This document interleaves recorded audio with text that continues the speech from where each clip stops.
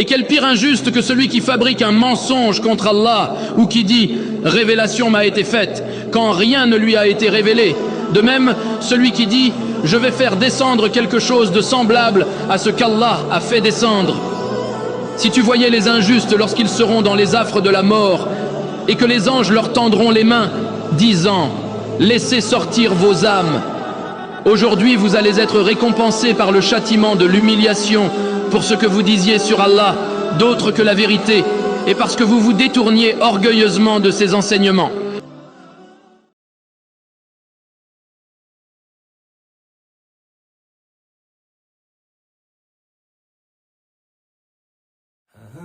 Boukhari 3617.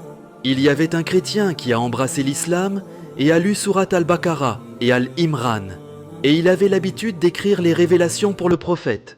Plus tard, il est retourné au christianisme et a dit « Muhammad ne connaît rien d'autre que ce que j'ai écrit pour lui. » Puis, Allah le fit mourir, et les gens l'enterrèrent. Mais au matin, ils virent que la terre avait rejeté son corps. Ils dirent « Voilà l'acte de Muhammad et de ses compagnons. Ils ont creusé la tombe de notre compagnon et en ont sorti son corps parce qu'il s'était enfui d'eux. Ils creusèrent à nouveau profondément la tombe pour lui, mais au matin, ils virent à nouveau que la terre avait rejeté son corps.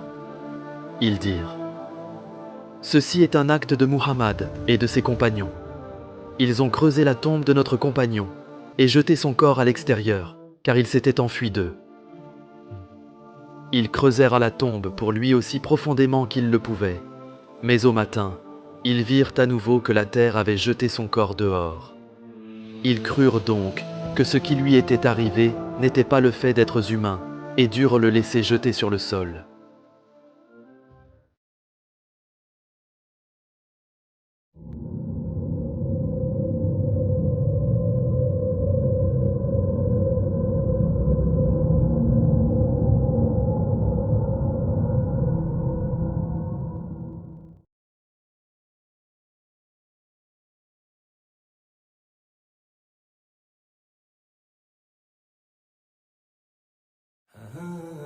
D'après les chroniques de Tabari, Satan jette une fausse révélation sur la langue du messager de Dieu. Le messager de Dieu était avide du bien-être de son peuple et souhaitait se réconcilier avec lui de toutes les manières possibles. On dit qu'il voulait trouver un moyen de le faire. Et voici ce qui s'est passé. Le messager de Dieu voyait sa tribu lui tourner le dos et s'attristait de les voir fuir le message qu'il leur avait apporté de Dieu.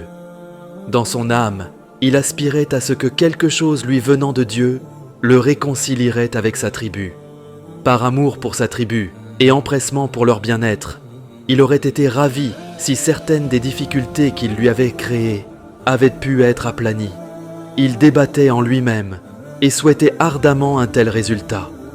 Alors Dieu révéla « Par l'étoile quand elle se couche, votre compagnon ne se trompe pas, ni n'a été trompé. Il ne parle pas non plus de son propre désir. Et quand il est venu au mot, que vous ensemble Lat et Uza, ainsi que Manat, cette troisième autre. Satan jeta sur sa langue, à cause de ses débats intérieurs et de ce qu'il désirait apporter à son peuple, les paroles, ce sont les grues de haut vol, Garanik. En vérité, leur intercession est acceptée avec approbation. Quand Quraïsh entendit cela, ils se réjouirent et furent ravis de la façon dont il parlait de leur divinité, et ils l'écoutèrent. Les musulmans, ayant une confiance totale en leur prophète en ce qui concerne les messages qu'il apportait de Dieu, ne le soupçonnèrent pas d'erreur ou d'illusion.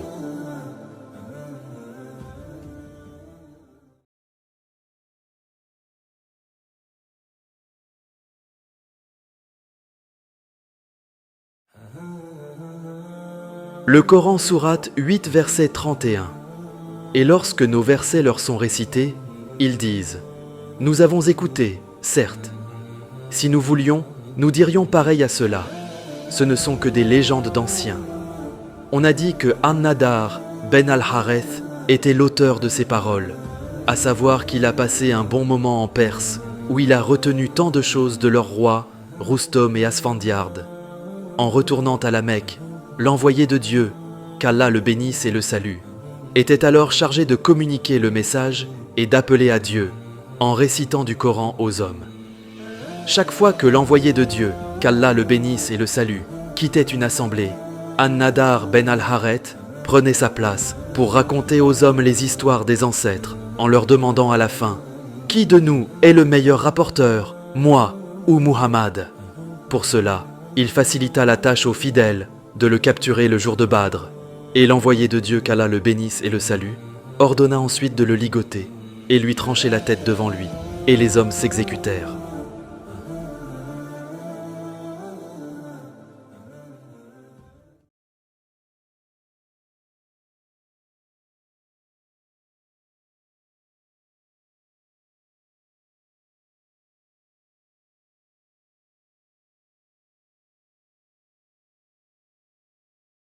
Il n'y a pas d'empêchement à l'aveugle, aux boiteux, aux malades, ainsi qu'à vous-même de manger dans vos maisons, ou dans les maisons de vos pères, ou dans celles de vos mères, ou de vos frères, ou de vos sœurs, ou de vos oncles paternels, ou de vos tantes paternelles, ou de vos oncles maternels, ou de vos tantes maternelles, ou dans celles dont vous possédez les clés, ou chez vos amis. Nul empêchement à vous, non plus, de manger ensemble ou séparément. Quand donc vous entrez dans des maisons, adressez-vous mutuellement des salutations venant de Dieu, bénies et agréables. C'est ainsi que Dieu vous expose ces versets afin que vous compreniez.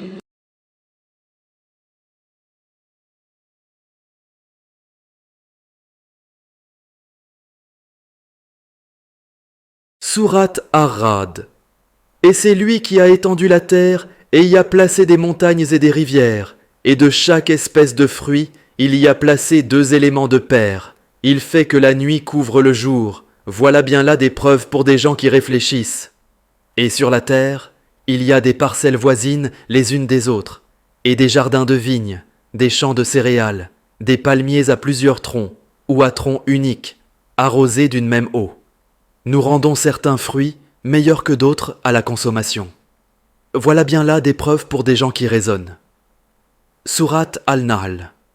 Allah a fait descendre du ciel de l'eau, et par elle, il redonne la vie à la terre après sa mort. Voilà bien là un signe pour des gens qui entendent. Et il y a pour vous dans les bestiaux un exemple. Nous vous abreuvons de ce qui est dans leur ventre, un produit pur, du lait, agréable à boire pour ceux qui en boivent. Et des fruits des palmiers et des vignes, vous retirez une boisson enivrante, de même qu'une excellente nourriture. Voilà bien là un signe pour des gens qui raisonnent. Sourate Al-Ghashiyah. Ne voient-ils donc pas les chameaux, comment ils ont été créés, et le ciel, comment il est élevé, et les montagnes, comment elles sont dressées, et la terre, comment elle est nivelée? Voilà bien là des signes pour ceux qui sont doués de raison. Sourate Al-Ankabut.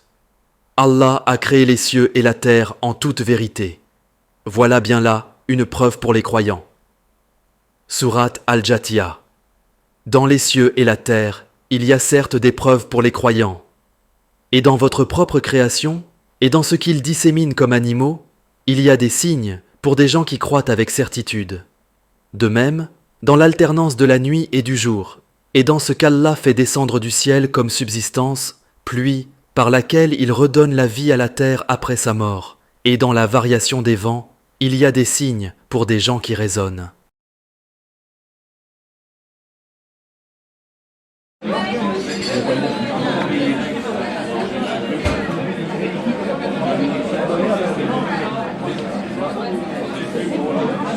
Ô vous qui croyez, n'entrez pas dans les demeures du prophète, à moins qu'invitation ne vous soit faite à un repas, sans être là à attendre sa cuisson.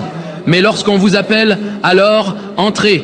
Puis, quand vous aurez mangé, dispersez-vous, sans chercher à vous rendre familier pour causer.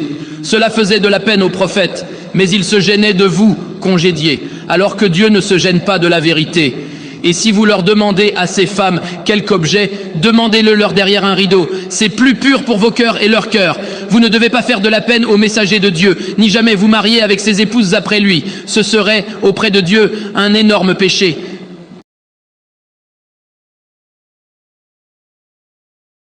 À ce propos, Ibn Abbas a raconté, un cousin paternel de l'une des femmes du prophète, qu'Allah le bénisse et le salue, est venu chez elle pour s'entretenir.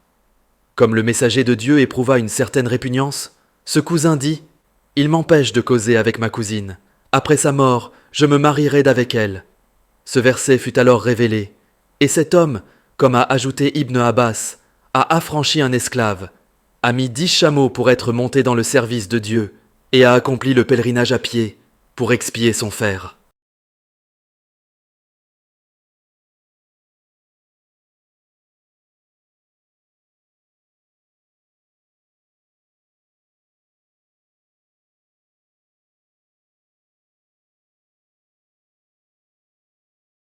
Yo yo gros, t'as traité Momo de petite bite. Bah c'est celui qui dit qui est. Ma réplique te dépite, c'est parce que je t'ai cassé. Contre moi tu luttes pas, le plus grand c'est moi. Si t'insultes Momo, change de trottoir avant que je te réponde miroir. Yo yo, moi Akbar. Quoi? Qu'est-ce t'as dit? Répète. Ah oui? Ferme bien ta boîte à camembert, tu l'ouvriras pour le dessert. T'as les boules, t'as les glandes, t'as les crottes de nez qui pendent. Miroir, c'est celui qui dit qui est. Contre moi tu luttes pas, le plus grand c'est moi. Si t'insultes Momo, change de trottoir avant que je te réponde miroir. Yo, yo, moi Akbar.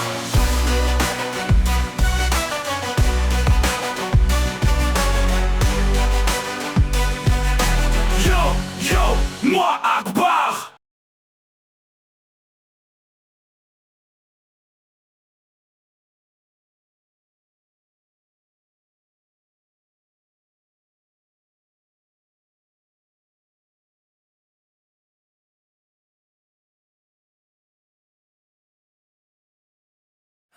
Tafsir d'Ibn Kathir. Ibn Abbas rapporte que le prophète, qu'Allah le bénisse et le salue, sortit un jour vers le désert, où monta sur le mont Safa suivant une variante, et s'écria « Ô mon matin, ya Sabaha !» Les Koraïchites se réunirent devant lui. Il leur dit « Si je vous annonce que l'ennemi vous attaquera le matin ou le soir, ne me croiriez-vous pas ?» Ils lui répondirent « Certes, oui !» Il ajouta « Je vous avertis qu'un châtiment douloureux vous attendra. » Abu Lahab lui dit alors « Puisses-tu périr? Est-ce pour cela que tu nous as réunis ?» Dieu, à cette occasion, fit descendre cette sourate. Maudites soient les mains d'Abu Lahab jusqu'à la fin. Rapporté par Bukhari. Abu Lahab était l'oncle paternel du prophète. Qu'Allah le bénisse et le salue, qui lui nuisait, le méprisait et le combattait.